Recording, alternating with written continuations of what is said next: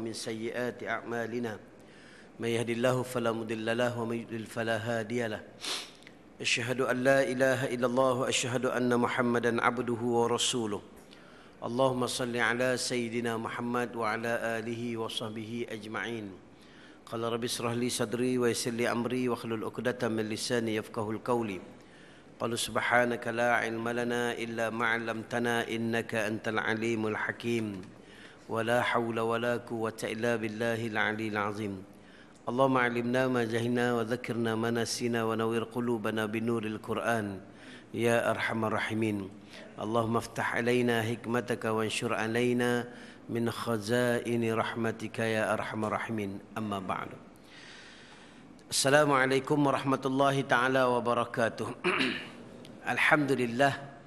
Pertamanya sama-sama kita merafakkan kesyukuran kehadirat Allah Subhanahu wa taala dengan taufik dan hidayah serta inayahnya pada malam ini pagi sama-sama kita berkumpul bersama kita menunaikan salat maghrib secara berjemaah dan kita bersyukur kerana kita dipilih oleh Allah Subhanahu wa taala untuk dapat berada dalam majlis ilmu. Mudah-mudahan majlis ilmu kita pada malam ini diberkati dan dirahmati oleh Allah Subhanahu wa taala insya-Allah.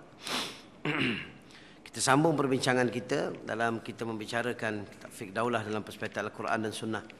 Kita sedang membicarakan bahagian yang ke-11.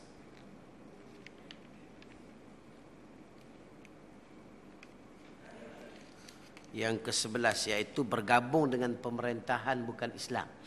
Itu perbincangan kita yang lepas dan kita dah pun membincangkan beberapa perkara penting dalam perbahasan tajuk ini. Sekarang ni kita sedang bincang keluar dari hukum dasar kerana beberapa pertimbangan yang diakui oleh syariat. Ada beberapa perkara. Yang pertama, tuntutan mengurangkan kejahatan dan kezaliman menurut kesanggupan. Itu yang kita dah bincang lepas. Dan kita juga dah bincang yang kedua, melakukan mudarat yang paling ringan. Jika berdepan dengan keadaan yang agak genting kedua-duanya mudarat, maka pilihlah mudarat yang paling ringan. Yang ketiga, melepaskan nilai yang paling tinggi lalu turun kepada kenyataan yang terendah untuk nak menjaga maslahah ataupun keadaan suasana yang berlaku bagi menyelamatkan hukum Allah.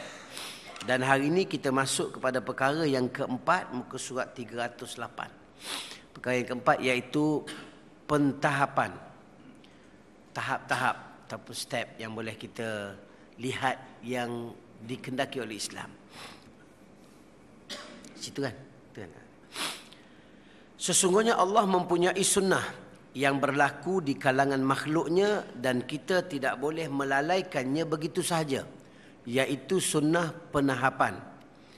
Segala sesuatu berangkat dari yang kecil kemudian menjadi besar dan yang lemah menjadi kuat. Kita boleh melihat sunnah ini dalam tumbuh-tumbuhan, haiwan dan manusia. Manusia tidak dilahirkan langsung menjadi baligh dan pintar, tetapi dimulai dari bayi, lalu menyusui, disapih, anak, puber, remaja, dewasa, lalu tua. Sebelum itu pentahapan sudah dimulai di perut ibunya. Berangkat dari setitis air mani, segumpal darah, segumpal daging, lalu ada tulangnya, tulang ini dibungkus dengan daging-daging. Kemudian dia menjadikannya ciptaan yang lain bentuknya.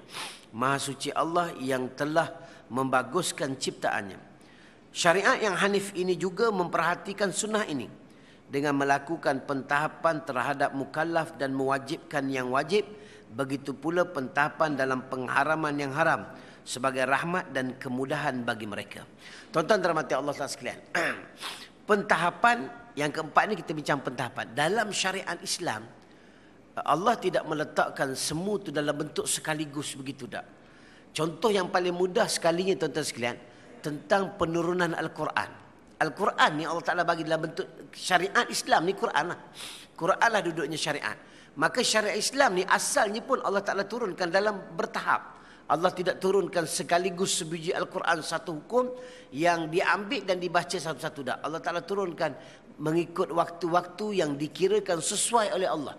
Itu pun sebelum nak turunkan Al-Quran, orang yang nak menerima Al-Quran itu pun Allah Subhanahu Wa Ta'ala telah memberi tahap. kelayakan untuk menerima. Rasulullah sallallahu alaihi wasallam, Nabi Muhammad sallallahu alaihi wasallam yang kita kenali, yang mana Allah boleh berikan kepada dia untuk dia menerima semua sekaligus. Boleh, Allah Taala boleh buat. Boleh beri seseorang itu untuk bijak, tahu, mengenali semua itu dalam sekaligus. Tetapi Allah nak menunjukkan bahawa segala apa yang Allah lakukan itu dia adalah contoh ataupun gambaran terhadap syariat yang akan berlaku pada masa akan datang. Rasulullah itu orang yang akan membawa syariat Islam pun Allah memberi tahap dalam kehidupan dia. Melalui sistem tarbiyah Allah kepada baginda sallallahu alaihi wasallam. Daripada kecil, daripada dalam perut Allah tarbiyah Nabi. Untuk menjadi seorang lelaki yang tabah. Dengan tak ada ayahnya. Lahir dalam keadaan yatim. Mak meninggal. Ketika mana kecil. Duduk dengan atuk. Atuk meninggal pula dalam umur yang masih mengharapkan kasih sayang. Daripada orang yang hampir, keluarga yang terdekat, ibu, atuk dan sebagainya. Tinggal di atuk, duduk dengan pak saudara melalui sejarah hidup yang sangat hebat. Allah telah tarbiyah Nabi dengan tahap-tahap kehidupan untuk nak menjadikan Nabi seorang insan yang hebat supaya dia dapat menerima syariat Allah yang Allah akan berikan kepada beliau. Daripada situ lagi dah Allah dah ajar, dah didik. Maka ketika Nabi nak menerima wahyu yang pertama daripada Allah sehingga wahyu-wahyu yang seterusnya, sehingga lengkapnya Al-Quran, Allah bagi tahap-tahap untuk Nabi SAW melaksanakan apa yang Allah Ta'ala perintahkan. Tahap itu pun kita tengok dalam sejarah yang tuan-tuan sedia mahir tentang sejarah Nabi.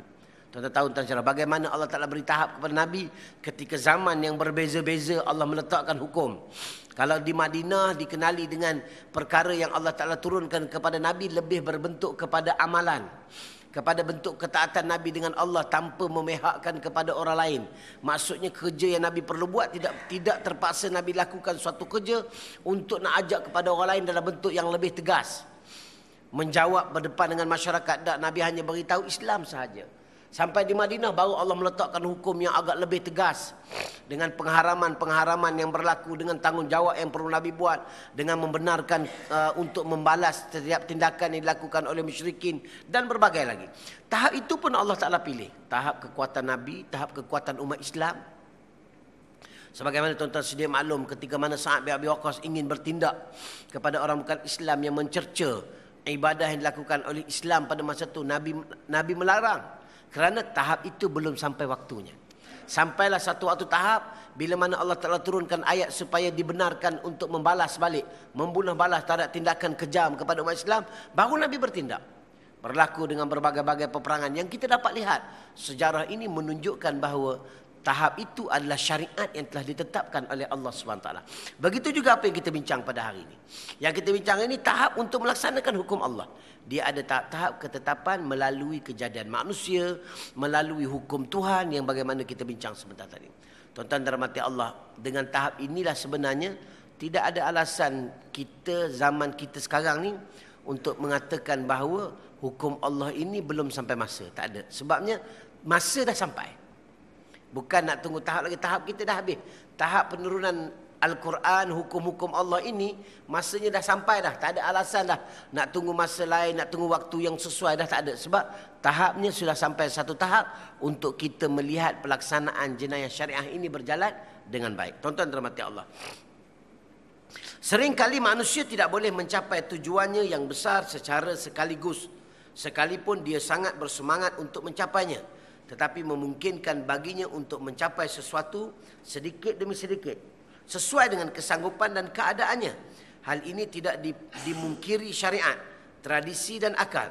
Para cendekiawan telah sepakat bahawa jika tidak mendapatkan semuanya, tidak berarti meninggalkan semuanya begitu saja. Mencapai tujuan penerapan hukum Islam secara menyeluruh merupakan tujuan yang besar. Hal ini tidak perlu disangsi lagi dan mesti menjadi sasaran utama. Tetapi untuk mencapai tujuan ini bukanlah perkara yang mudah. Dapat dicapai dengan sekali tepuk. Tidak ada salahnya seorang mencapai sebahagian di antaranya selagi memiliki kesanggupan. Agar dia boleh memberi contoh kepada manusia dan memungkinkan baginya untuk menegakkan kebenaran. Menyebarkan keadilan dan kebaikan. Lalu dia membuka pintu bagi orang lain dan mendorongnya untuk berbuat seperti yang diperbuatnya. Tuan-tuan dirahmati Allah.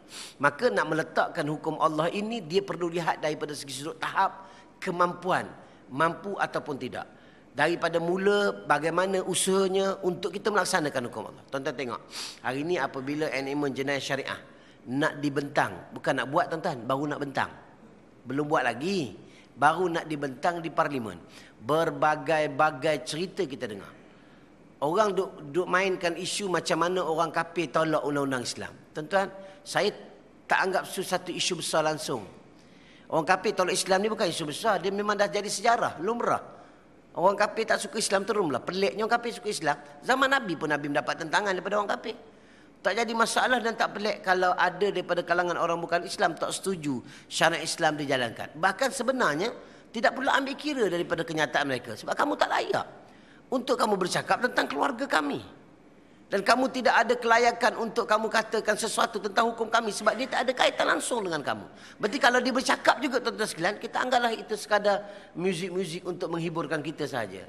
Tak ada apa pun tuan sekalian. Yang menjadi persoalan, apabila ada orang Islam yang tidak mahu nak menerima enakmen jenayah syariah, dibentang, bukan dibuat. Dibentangkan.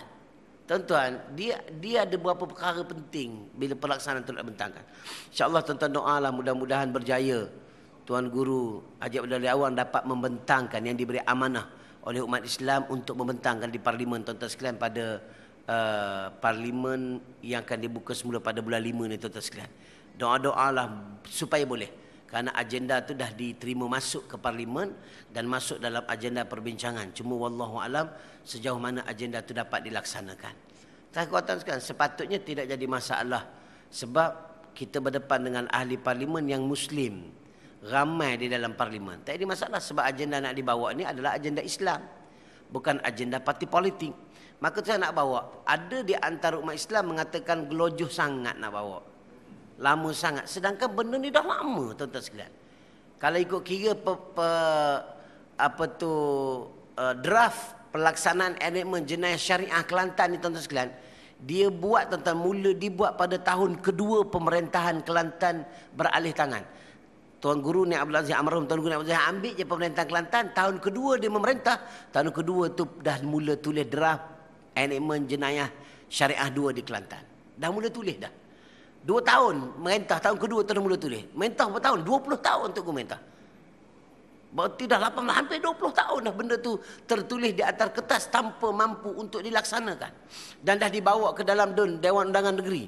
Dengan perbahasan, dengan penolakan, dengan berbagai-bagai cara diminta untuk diubah begini, ubah begini, ubah begini. Hampir 20 tahun bincang berubah. Gelojoh lagi 20 tahun. Tak gelojoh dah tuan-tuan sekalian. 20 tahun menikah tak dapat anak. Tiba-tiba nak dapat anak kata gelojoh. Tu bukan gelojoh dah tuan sekalian. Tak gelojoh dah. Yang tak nak terima tu je yang bengong tuan-tuan sekalian. Tak ada istilah gelojoh dalam Islam.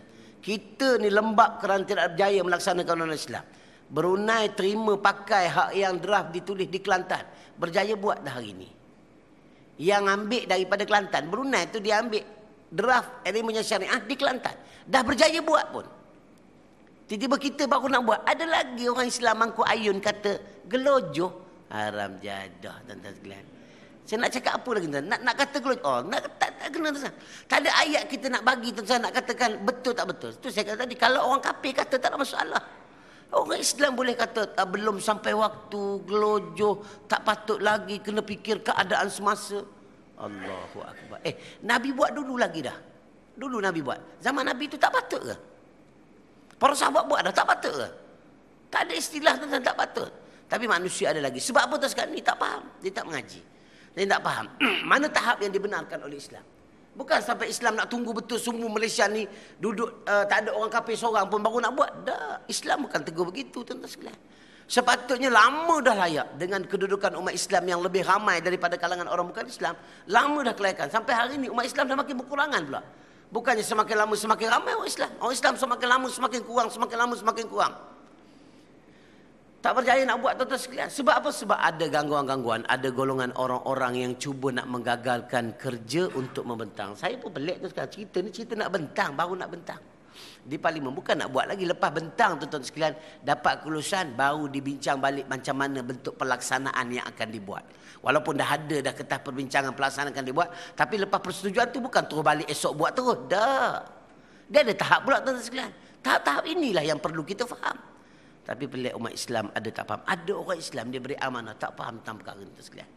Kenapa tuan-tuan sekalian? Kerana tak ada ilmu. Kerana terikut dengan budaya-budaya dan dakwah-dakwah yang datang daripada orang bukan Islam. Tuan-tuan sekalian, golongan orang bukan Islam yang cuba nak menolakkan sekalian, dia ada agenda tersendiri.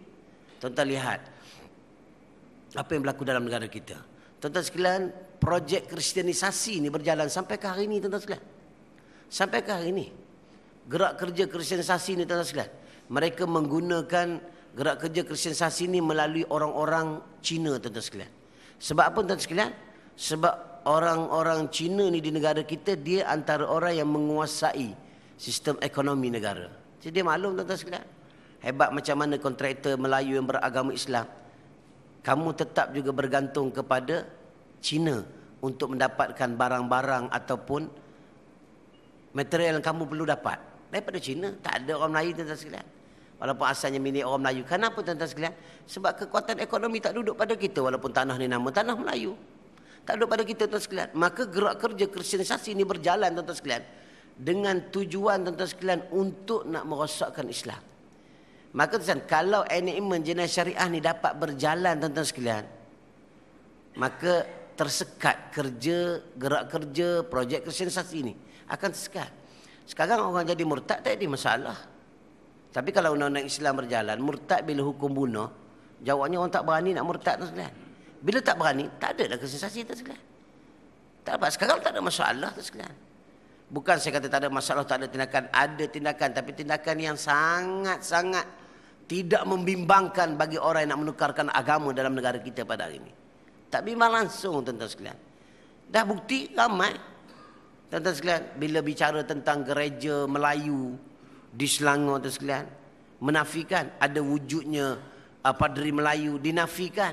Walaupun ada, tuan sekalian, Persatuan Kristian Melayu, dinafikan kewujudannya. Betul lah, tuan sekalian. Segi undang-undang memang dinafikan sebab mereka tidak berdaftar. Persatuan Melayu Kristian dia tak daftar. Bila tak daftar, melalui undang-undang tak ada lah, sebab tak ada dalam simpanan, tak ada dalam maklumat. Memang tak ada pun sebab tak daftar. Tapi kamu boleh bergerak. Tak semestinya tak ada. Persatuan Penagih-Penagih dah ada daftar? Tak ada, tak ada bagi daftar. Kami nak daftar Persatuan Penagih-Penagih se-Malaysia ada? Tak ada. Tapi ada tak penagih? Berlambak-lambak penagih. Dia tak duduk atas dalam persatuan pun. Ke boleh kita menafikan bahawa Persatuan Penagih tak ada sebenarnya? Memang tak ada sudut undang-undang. Kamu tengok memang tak ada. Tapi penagih masih ada. Ada pengedar dadah. Ada daftar persatuan dia. Dia daftar gerak kerja dia sebagai satu pertubuhan untuk mengedarkan dadah-dadah yang ada. Ada? Tak ada. Tapi boleh kita katakan bahawa pengedar dadah tak ada? Kalau tak ada, penagih dadah dapat mana-mana dadah. Kalau tidak ada pengedar. Tentu tak semesti sesuatu yang tidak berdaftar itu tak ada. Tapi kalau realiti kita lihat, keluar, tuan-tuan. Sekarang zaman terlalu hebat, tuan-tuan. Satu saat boleh sebarkan berita seluruh dunia. Juta manusia boleh tahu dengan nilai sikit saja, tuan-tuan sekalian. Dengan ambil masa sikit saja. Padri Kristian daripada kalangan Melayu sendiri keluar gambar dia mengaku dipadri dengan pakaian padrinya. Keluar habis. Alamatnya dapat tengok. Satu dunia dapat tengok. Tiba-tiba ada menafikan lagi, tuan sekalian. Gerak kerja ni yang bahaya, tuan sekalian. Ini bahaya gerak kerja ni. Kerja ni, tuan sekalian, akan menjelaskan siapa yang Islam, siapa yang tidak. Bukan menjelaskan siapa Melayu ataupun tidak. Melayu tak tentu masuk syurga. Melayu tak ada nilai di sisi Allah. Tak ada nilai, tuan sekalian. Nilainya kita di sisi Allah apabila kita Islam. Tak kira kamu Melayu pun. Kamu Cina ke, kamu Izan ke, Kadazan ke, kamu India ke, kamu apa nama panggil sekalipun, bila kamu Islam, kamu menjadi mulia. Kalau orang dulu, tuan-tuan sekalian, orang Badui ni dikira orang asli lah. Sebab di Mekah tak ada orang asli. Orang asli dia orang Badui lah, kulit hitam tu kan. Yang sekarang orang Afrika kan. Dululah bagi dia, itulah keadaan orangnya. Yang dianggap sebagai orang-orang asli sana. Yang digambar pada ketika zaman Arab dulu, mandang orang-orang ni semua hamba abdi. Dipandang hina. Tetapi tengok bila Bilal Ar-Rabah memeluk agama Islam, Allah muliakan dia dengan Islam, dia termasuk 10 orang yang dijamin oleh Allah Ta'ala masuk syurga tanpa hisap. Nak banding kulit semak kita, nak banding rupa lawa kita, tapi kita ada dapat masuk jaminan syurga. Neraka macam ada gaya, syurga tak tahu. Na'udzubillah min zalik, tuan-tuan. Bilal yang dikatakan hitam, yang dikatakan tak lawa, yang dikatakan disebut dengan sifat yang tak cantik, tapi Allah muliakan dia kerana Islam. Sebab Islam menerima lebih hebat daripada tu. Maka tuan-tuan sekalian, kita nak meletakkan kehebatan Islam dengan tahap yang Islam ada. Kita kan buat. Oh, pertikailah tak boleh, kita sepatutnya keluarkan pandangan Dr. Yusof Qaradawi. Kan ada keluar itu. Bulan lepas ke riuh pandangan Dr. Yusof Qaradawi keluar. Bagi tahu, ambil pandangan Dr. Yusof Qaradawi. Dia tak ambil pun perbahasan dia. Perbahasan daripada Yusof Qaradawi itu tak ambil. Ambil pandangan dia je. Bagi tahu kita kena selesaikan masalah ekonomi negara. Baru kita boleh laksanakan hudud. Nak laksana hudud macam mana? Rakyat mendapat pendapatan yang tidak sama dengan pendapatan yang sepatutnya mereka dapat. Akan berlaku kecurian. Bila mencuri kena potong tangan, tak boleh.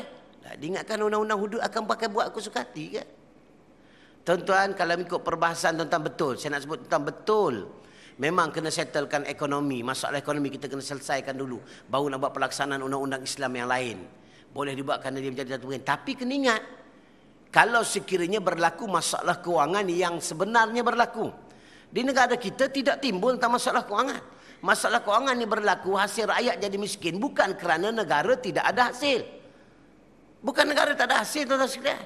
Rakyat menjadi miskin kerana pemimpin-pemimpin yang menguruskan harta negara rasuah. Makan duit kerajaan, makan duit negara, makan duit rakyat. Dengan hidup senang lenang. Rakyat hidup dalam keadaan kemiskinan. Mana boleh kita nak katakan negara kita miskin? Tak boleh. Tuan-tuan tengok kenyataan yang dikeluar oleh Parlimen, tuan-tuan sekalian. Perbahasan keluar. Batak dikeluar kenyataan. Macam mana ketiris, bukan tirih lagi dah tuan-tuan. Bahasa sedap ketirisan. Nenek dia tiris. Kalau dah main bergedebuk $700 juta tu tiris. Nak tahu apa? Jatuh 2% boleh kata tiris. Ni bukan tiris. Kebocoran yang sangat dahsyat berlaku, tuan sekalian. Dengan nilai yang sangat dahsyat, yang sepatutnya tuan sekalian tidak timbul dah, bukan kata Selangor, seluruh negara tak timbul dah orang miskin. Dengan pendapatan hasil negara yang sangat hebat, dengan pembaziran yang berlaku, dengan sesuatu perkara yang tak layak untuk mereka nak beli. Tapi berlaku tuan sekalian. Maka macam mana nak selesaikan masalah ekonomi? Nak tunggu undang-undang Islam jalan, nak tunggu ekonomi saya, tak boleh selesai. Maka masalah yang berlaku ini tu sekali, yang boleh menyelesaikan tentang masalah golongan orang-orang yang monopoli sesuatu perkara yang menyebabkan mereka menjadi kaya raya, rakyat menjadi miskin, hanya undang-undang Allah semata-mata. Maka oleh sebab itu tuan-tuan sekalian, dia kena kembali untuk melaksanakan undang-undang Allah dulu supaya menyelamatkan ekonomi, baru dapat terlaksana hukum Islam. Maka kena buatlah hudud dulu.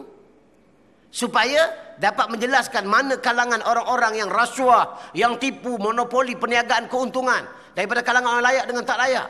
Maka pada ketika itu dapat selesai masalah. Barulah tuan-tuan sekalian dapat melihat ekonomi berjalan dengan baik dan pelaksanaan undang-undang Islam akan berjalan dengan baik. Ini tentang hukum Allah. Ingat tuan-tuan, ini bukan perkara biasa. Tuan-tuan jangan sekali-kali bersekongkol dengan golongan orang-orang yang zalim ni tuan sekalian. Ni GST ni berjalan senyap dah tuan-tuan sekalian. Orang Melayu. Orang Melayu 3 hari tuan-tuan sekalian. 3 hari bising, beli barang, masuk pergi kedai kopi, bawa risik barang ni.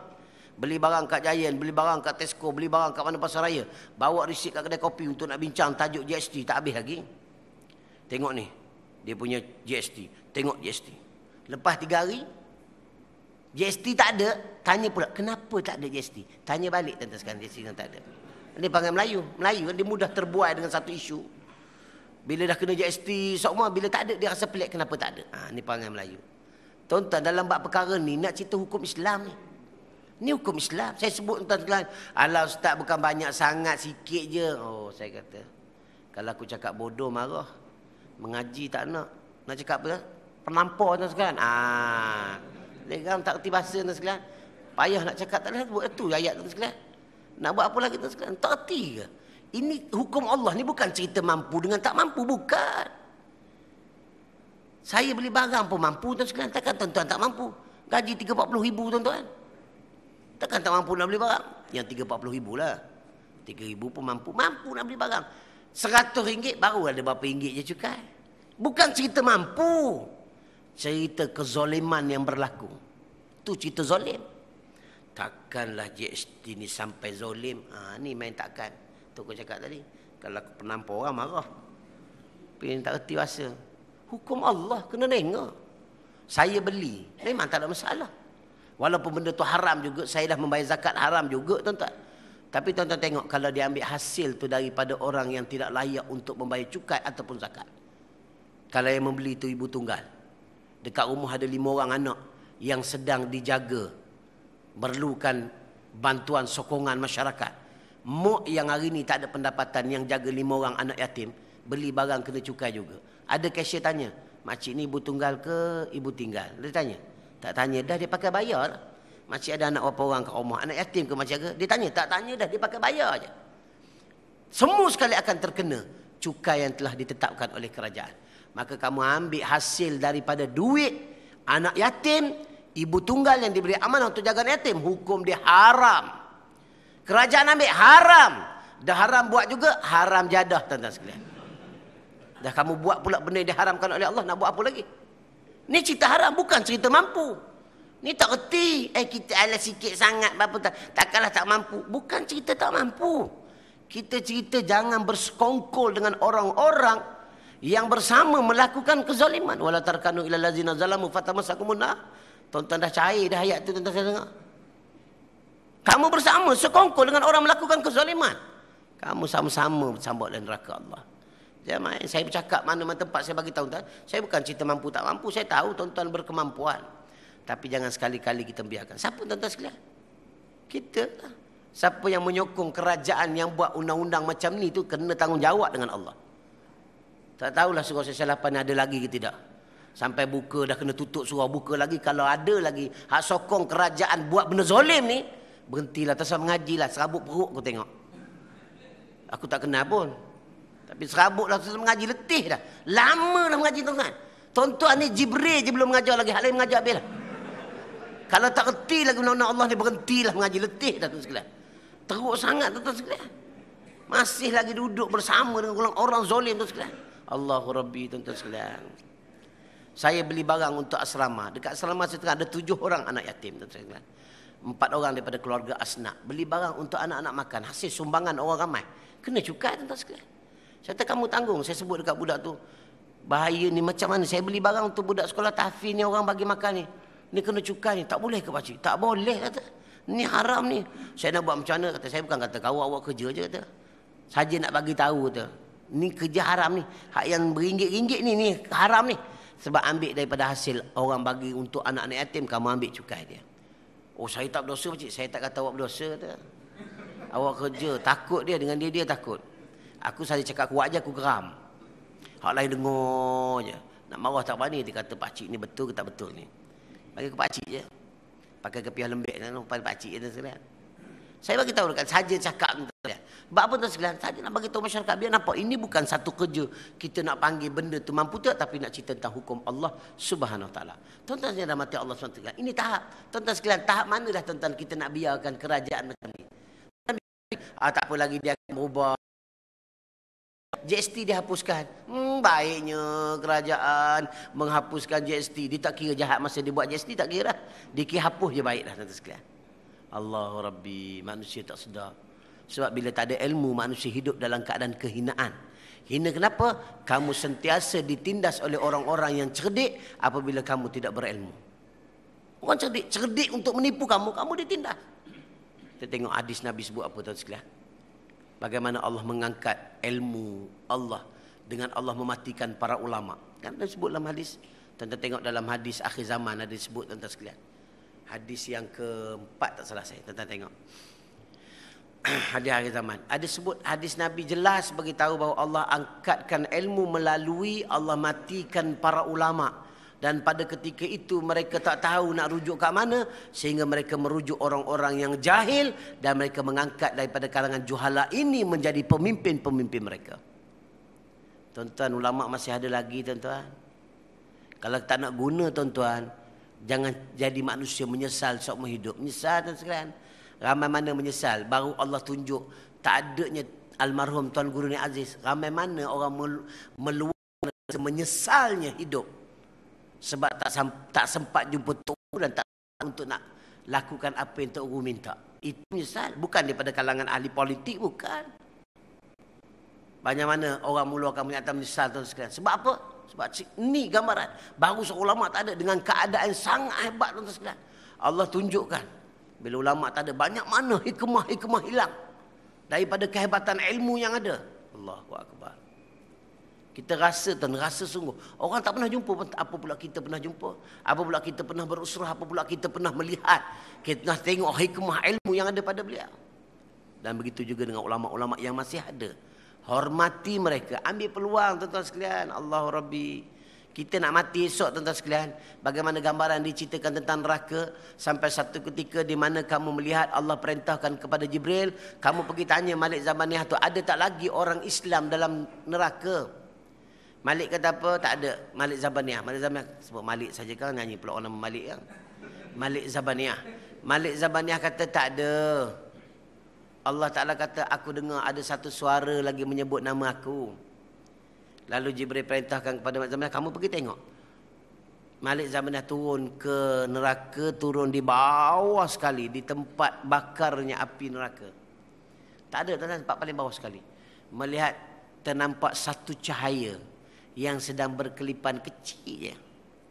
Cahaya nur dengan cahaya api ni tak sama tuan-tuan. Nur cahaya iman ni dia lebih terang daripada cahaya api. Dia dapat membezakan kalau dia duduk bersama.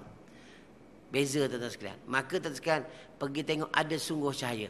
Diangkat cahaya tu, halusnya cahaya tu seperti atom-atom yang saya tahu rupa dia. Kecilnya tuan sekalian diibarat seperti biji sawi tu dipecahkan menjadi hancur. Maka cebisan ataupun biji-biji yang hancur daripada biji sawi itulah yang dikatakan cebisan yang tertinggal di dalam neraka Allah. Yang ada perkataan menyebut Allah, Allah. Allah dengar nama disebut, perintah pergi cari-cari. Maka Allah perintahkan kepada Jibril, suruh tanya, apa yang kamu ada untuk membolehkan kamu, cukuplah setakat ni Allah nak bagi. Allah boleh suruh masuk macam tu saja je, boleh. Tapi janji Allah, kan Allah janji. Allah kan sifat dia tidak memungkiri janji. Walaupun dia ada kuasa. Ni Tuhan nak gambar sifat hebatnya Allah. Nak gambar hebatnya Allah.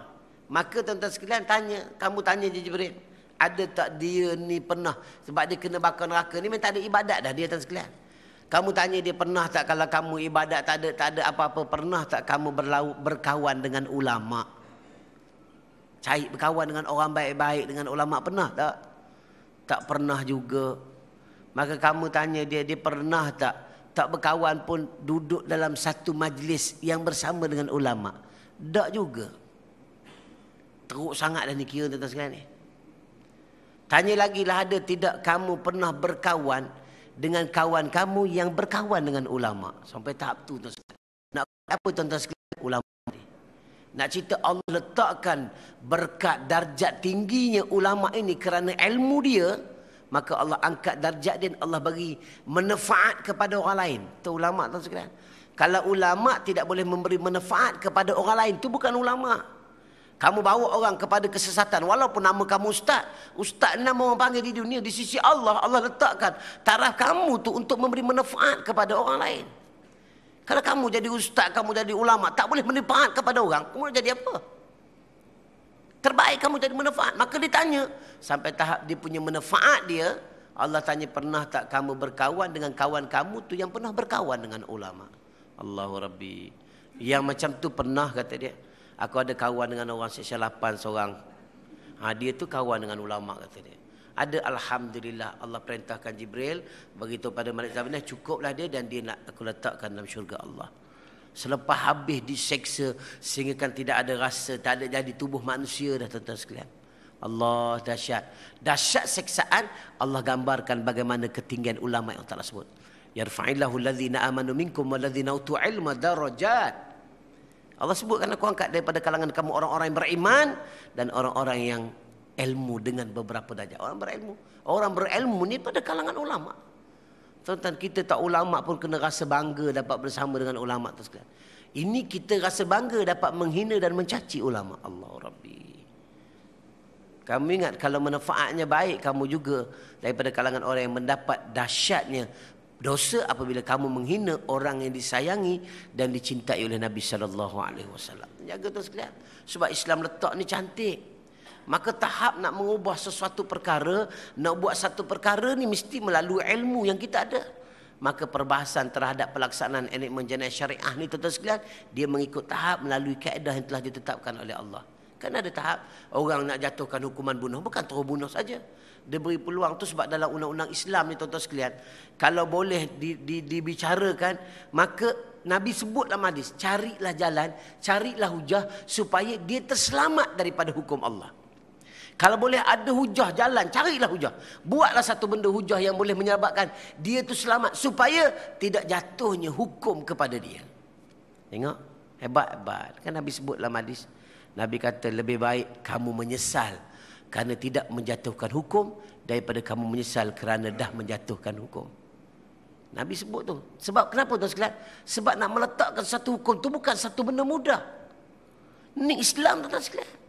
Tapi orang tak faham. Orang bicarakan tentang hukum saja. Potong tangan, bunuh, rejam, kisah. Bicara hukum.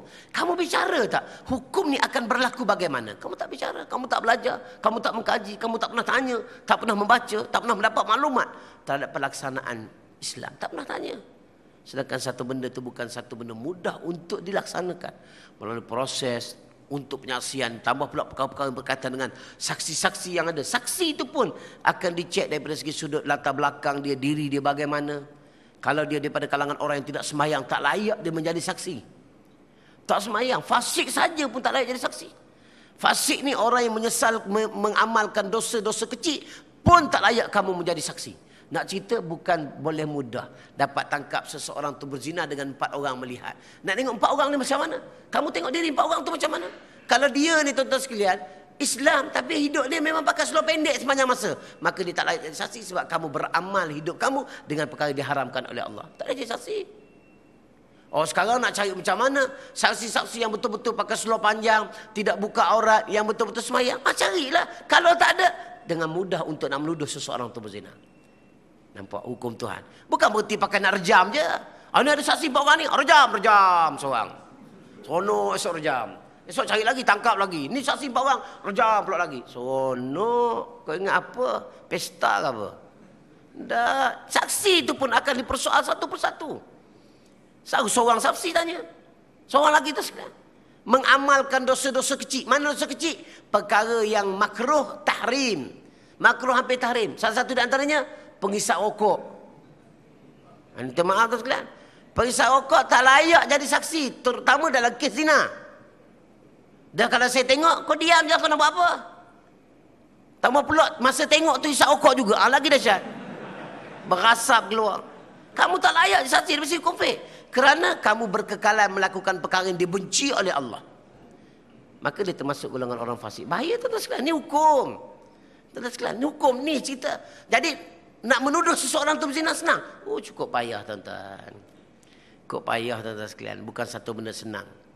Ni dengan ujian-ujian lain selain daripada itu. Kalau sekian tak ada saksi seorang. Saya berani bersumpah dengan nama Allah. Dia kena bersumpah dengan nama Allah untuk membenarkan kenyataan dia betul benar. Dia bersumpah dengan nama Allah, maka si yang dituduh itu kena buat cek DNA dan sebagainya. Kalau betul, maka betul. Kalau tidak, tuan sekalian, yang menuduh tadi pun juga akan diambil tindakan kerana menuduh seorang perempuan suci itu berzina. Tengok. Bukan satu benda tu ditangkap zina terus buat dah. Dia punya proses tu jauh. Sehingga kan cari jalan Rasulullah kata supaya dia tidak dituduh. Cari jalan. Cari jalan tu jalan yang benar-benar lah cari. Kok boleh tak boleh kerja keadaan macam mana cari. Cari lagi. Bukti sampai tahap yang dia sah betul. Sampai dah tak boleh dah, maka jatuh. Kamu tidak akan menyesal, Nabi kata. Ingat, jangan menyesal menghukum. Biar kamu menyesal tidak menghukum, tak apa. Sebab Islam ajar begitu tuan sekalian. Menyesal, Allah menyesal. Tak buat tak apa. Sebab kita dah mencari jalan untuk melaksanakan hukum. Allah bersama dengan kita. Kalau menyesal dah menghukum tuan-tuan sekalian, kawan dah ada tangan. Kita menyesal, kita boleh kembalikan balik tangan dia. Kita tak mampu dah tuan sekalian. Maka sesuatu yang dibuat tu jelas. Orang mencuri, ingat senang mencuri. Pendapatan wajib yang tidak menjatuhkan taraf kemiskinan.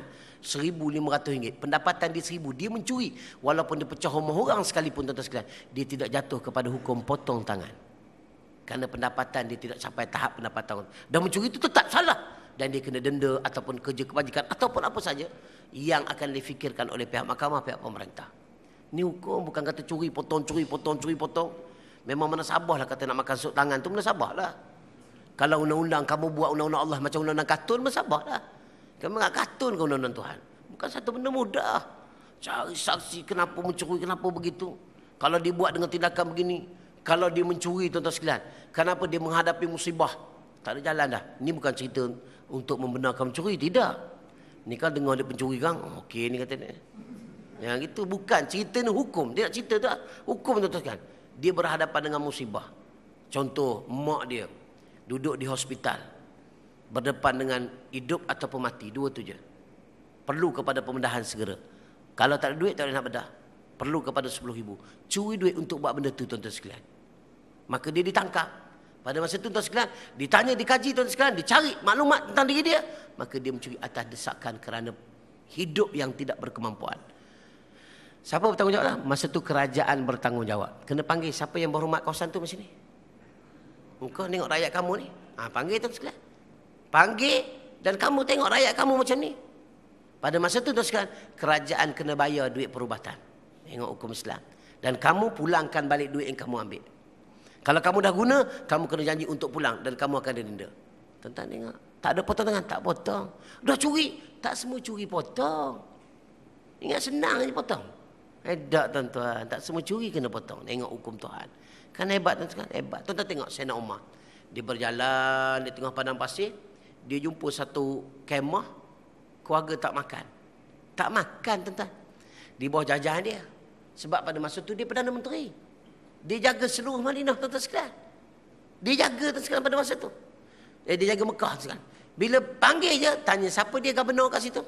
Tanya siapa dia menteri besar ke negeri tu. Cari menteri besar, jumpa, panggil dia. Panggil menteri besar tu bagi tahu kamu melakukan satu dosa besar. Rakyat kamu tak makan kerana suami dia mati dalam peperangan. Apa saya nak buat? Aku pecat kamu jadi menteri besar. Pecat daripada menteri besar tuan-tuan. Ingat main-main ke? Itu hukum Islam tuan sekalian. Kalau sekarang Indonesia jalan kat Malaysia, rasa aku sehari 3 orang menteri besar kena pecat. Tuan sekalian. Bagaimana banyak mana rakyat miskin tuan sekalian? Hidup pemimpin kaya raya, rakyat miskin tak makan. Rakyat sampai tahap mencuri tuan sekalian. Sebab apa? Undang-undang Islam. Yang ni kita nak fikir lagi kata, belum sampai masa, belum buat. Aku tampar, haram jadah sampai masa. Macam ni nak kata tak sampai masa lagi. Bukan tak sampai masa, dah setunya wajib untuk melaksanakan Allah sampai ke tahap ini. Ini tahap Islam, dah Islam buat lama dah.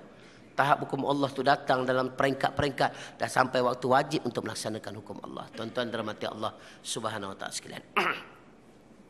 Dalam tarikh Islam ada sekian banyak contoh yang baik sehingga boleh ditiru dan diikuti. Kita boleh melihat yang demikian itu dalam biografi Khalifah Umar bin Abdul Aziz. Pada masa khalifahnya dia telah menghidupkan sunnah-sunnah, petunjuk, menegakkan tonggak-tonggak keadilan dan menyebarluaskan kebaikan. Dan diketahui semua orang dan tidak ada dilalaikan sejarah kita.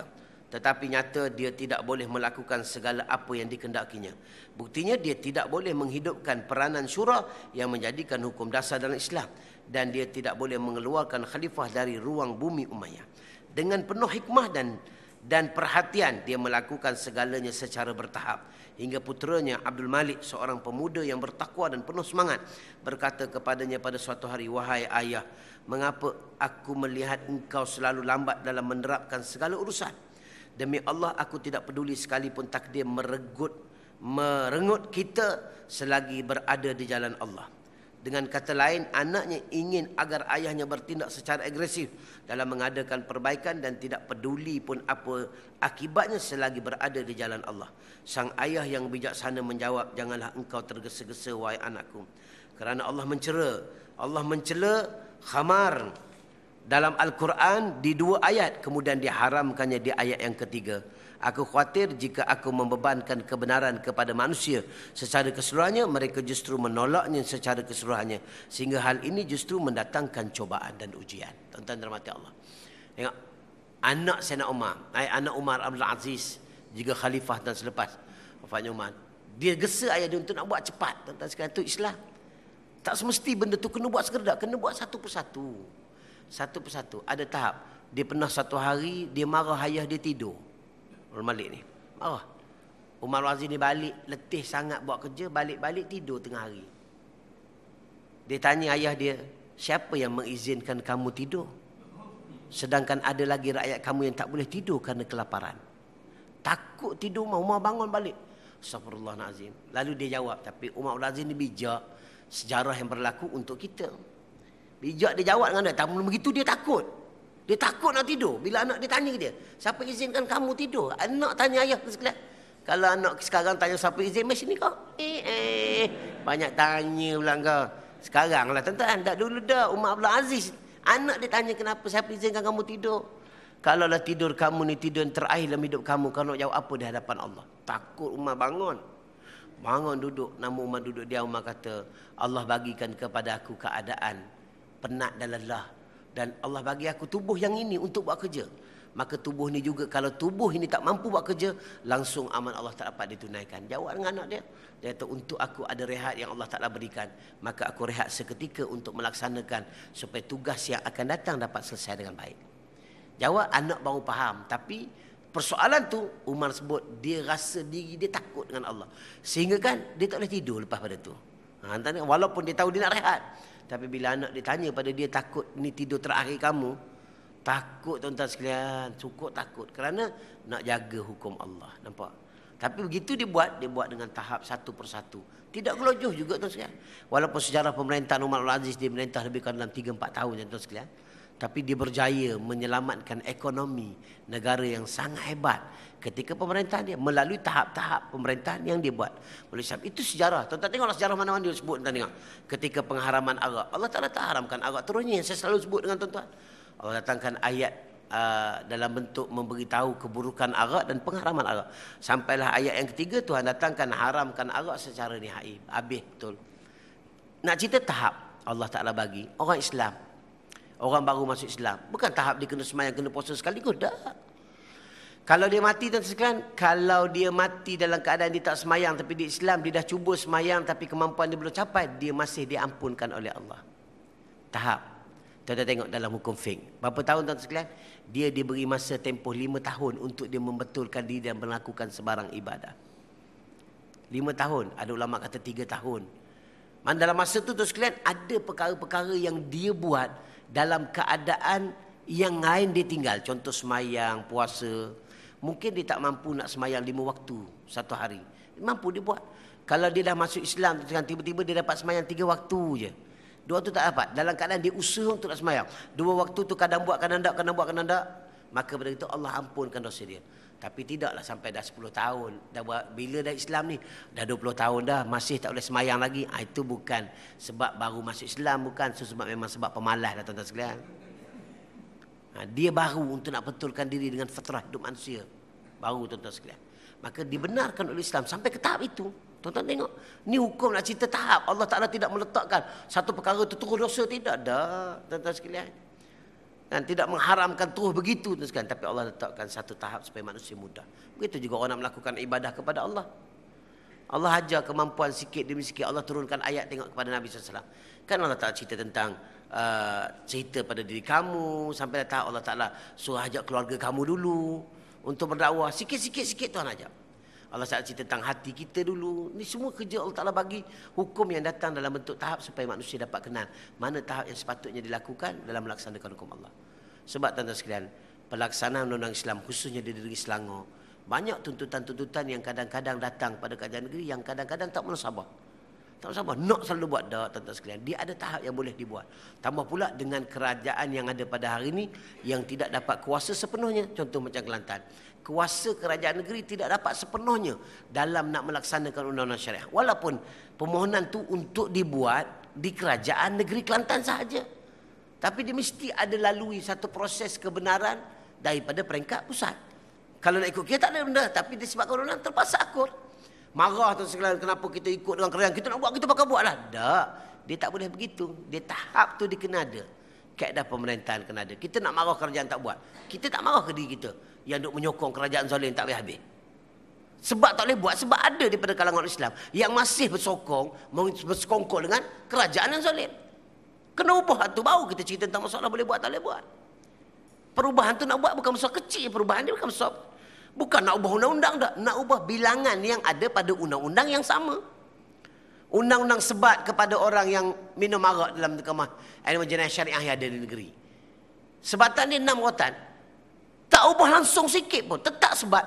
cuma sebab tu ditambah pada bilangan yang ditetapkan oleh syarak. 40 hingga ke 80. Tengok. Syarak buat tu sama ada buat 40, 45, 50, 60 tak sampai 80. Sebab Umar buat 80. Nabi SAW buat 40, Abu Bakar buat 40. Melihat keadaan yang berbeza-beza, maka kamu boleh buat di antara hukum 40 hingga 80. Boleh buat. Maka yang nak diubah bukannya undang-undang. Nak ubah bilangan yang telah ditetap undang-undang yang sama. Dengan sebatan cuma 6 rotan nak naik kepada 40 rotan. Itu saja. Yang tu bukan besar sangat pun. Tuan-tuan tengok punya payah dia. Kalau nak ubah undang-undang, lagi dahsyat. Hak tu pun payah. Payah segi sudut nak bentang. Tapi kalau dapat sokongan, tak masalah. Tuan-tuan kalau dah bentang di parlimen, memang kaedah parlimen dia akan perlu mendapat sokongan majoriti untuk meluluhkan sesuatu benda baru yang dibentang, elemen yang dibentang, supaya dijadikan sebagai satu undang-undang dasar. Nak ubah perlembagaan. Itu saja tuan sekalian. Nak dapat persetujuan, ada masalah. Kalau undang-undang tu undang-undang Islam, tak ada masalah kerana dalam parlimen majoriti adalah ahli parlimen Islam. Bahkan yang ada lebih ramai daripada kelayakan untuk bersetuju, lebih ramai. Ahli parlimen Islam yang ada dalam parlimen lebih ramai daripada bilangan yang layak untuk nak melaksanakan undang. Kalau semua sekali Islam bersetuju, confirm dah tak ada masalah. Tapi kenapa jadi satu kebimbangan lagi? Sebab takut ada jenis orang Islam yang kapal selam duduk kat dalam tu. Dia banyak tenggelam. Tapi orang baca dia tenggelam. Tak timbul-timbul tuan-tuan sekalian. Jadi takkan berlakulah kemenangan kepada ilmu syariah. Tuan-tuan, Islam ada 2 hukum. Satu kufur, satu kafir. Kufur ni tuan-tuan sekalian, dia tidak perlu bawa sampai tahap, mengikut pandangan para ulama fiqh, tidak perlu membawa kepada sampai tahap mesti melafazkan syahadah. Kamu kena bertaubat. Dia taraf, dia lain-lain dosa besar, nak pergi kepada kafir. Tapi kalau kekal tuan-tuan sekalian, kamu menjadi kafir, murtad dengan Allah. Dia tak ada kekal lama. Kamu diberi nasihat. Kerajaan Islam kena beri nasihat orang yang kufur dengan Allah. Kamu tidak bersetuju kerana sebab-sebab tertentu. Bukan tolak hukum Allah, kamu tidak bersetuju. Sebab-sebab yang kamu rasakan tak patut lagi dibuat. Maka kamu kufur dengan Allah. Sebab kamu meragui hukum Allah. Tuan-tuan, kalau ikut pandangan ulama akidah, dia tak ada dah. Kafir belaka dah. Ulama fiqh dia ada perbahasan. Saya ingat masa saya belajar di Syekh, tuan-tuan sekalian, saya tanya satu benda tentang sembahyang. Saya tanya Syekh tentang sembahyang. Mengaji kita akidah. Saya tanya Syekh, kenapa kita kena sembahyang? Dia kata kau mengucap semula. Saya tanya kenapa kena sembahyang, dia suruh mengucap. Aku tanya lain, dia jawab lain. Mengucap kata dia. Saya kata kenapa Syekh? Dia kata kau tak percaya ke Tuhan ke? Kau tanya kenapa kena sembahyang? Kata percaya. Takut juga, mengucap juga aku kata. Takut juga ni. Dia kata hukum Allah ni bukan kamu pertikai. Kamu tanya kenapa pun kamu rosak akidah. Kata dia. Jangan main. Sebab apa? Bila kamu tanya kenapa, kamu sudah meragui kehebatan Allah. Meragui kekuasaan Allah. Tapi kalau kamu tanya, macam mana nak semayang? Tak apa. Kamu tahu dah kena semayang. Macam mana nak semayang? Tu kena tanyalah. Kalau tak tanya, macam mana tuan-tuan nak semayang? Duduk termenung, tengok tiang. Kau semayang tak tahu. Pasal apa tak tanya? Takut. Itu tak betul. Tak betul. Kena tanya semayang. Sebab Tuhan sebut, fas'alu ahla zikri in kuntum la ta'lamun. Tanya orang yang tahu kalau kamu tak tahu. Macam mana nak semayang? Nabi bagi tahu dah, tengok cara aku semayang. Kena belajar tentang semayang. Tapi kalau nak tanya, kenapa aku kena semayang? Jangan tanya. Kamu orang Islam tak perlu tanya kenapa kena semayang. Kamu kena semayang je. Sebab apa? Bila kamu tanya kenapa kamu semayang, kamu sudah meragui Allah Subhanahu Wa Taala. Tuan-tuan, ini bukan tanya, kondem lagi. Haram jadah nazir. Kondem. Tak patut. Aku menyampah tuan-tuan. Tuan-tuan yang ada dalam surau ni, jangan sekali-kali tuan-tuan bersetuju dengan orang yang berani kondem hukum Tuhan. Kalau tidak, tuan-tuan akan sama-sama berbondong-bondong masuk neraka Allah sama dengan mereka. Tolong tuan-tuan sekalian. Tak usah bersetuju, tak usah rasa patut juga dia. Jangan ada sebut patut. Sebab soalan tu kamu meragui tentang kehebatan Allah. Kamu ragui tentang kekuasaan Allah. Jangan duk ragu tuan-tuan. Allah cakap satu benda kepada kita sebagai satu perintah. Kamu tahu, kamu tak tahu, wajib kamu buat. Jangan ada lagi persoalan daripada kita. Sebab dia akan menggugat kedudukan akidah kita dengan Allah SWT. Tuan-tuan dan mati Allah sekalian. Beberapa syarat yang mesti kita penuhi. Daripada tahap mengubah kemungkaran. Daripada tahap-tahap untuk kita nak melaksanakan hukum Allah. Daripada apa yang kita bincang. Dia ada beberapa syarat yang mesti kita penuhi untuk kita nak melaksanakan perintah Allah. InsyaAllah kita jumpa perjumpaan yang akan datang dan kita bicarakan perkara yang seterusnya. Tuan-tuan dan Allah SWT sekalian, dan apa yang kita bincang, yang kita sama-sama kaji pada hari ini, dia mudah-mudahan Allah Ta'ala beri rahmat kepada kita, kefahaman kepada kita, dan mudah-mudahan insya-Allah Allah membukakan hati kita lebih jelas untuk kita meyakini pegangan kita, dan Allah SWT memberi kekuatan kepada orang yang nak melaksanakan perintah Allah dapat laksanakan dengan baik. Doa tuan-tuan sekalian, mudah-mudahan Allah beri kekuatan, semoga dapat terlihat terlaksananya undang-undang Islam di Kelantan, tuan-tuan sekalian. Dia akan membuka mata dunia, bukan Malaysia saja. Dunia akan membuka mata melihat bagaimana pelaksanaan Allah memberi jaminan terhadap kewibawaan undang-undang Islam. Tuan-tuan sekalian, ini benda yang perlu kita lihat. Maka kita minta sangat, apa jadi tuan-tuan sekalian? Laksanakan dulu undang-undang Allah. Tuan-tuan akan dapat lihat bagaimana orang kafir meyakini undang-undang Islam, apatah lagi orang Islam akan melihat hebatnya undang-undang Allah dapat laksanakan. Dan kita akan dapat lihat bagaimana kadar jenayah, semua tu jaminan Allah. Jangan tanya jamin ke tidak, betul ke ada jaminan. Jangan duk tanya. Tengok dulu. Patut tak perlu tanya sebab tak pernah buat. Buat dulu nak tengok. Lepas tu kita akan ubah. Kalau tak betul, maka kita yang bertanggungjawab di hadapan Allah SWT, insya-Allah. Tuan-tuan dan Allah yang baik semua daripada Allah, yang kurang baik dari kelemahan fanana. Qul qul azza astaghfirullah li wa lakum. Wabillahi taufiq. Assalamualaikum warahmatullahi taala wabarakatuh. Dan sebagai akhir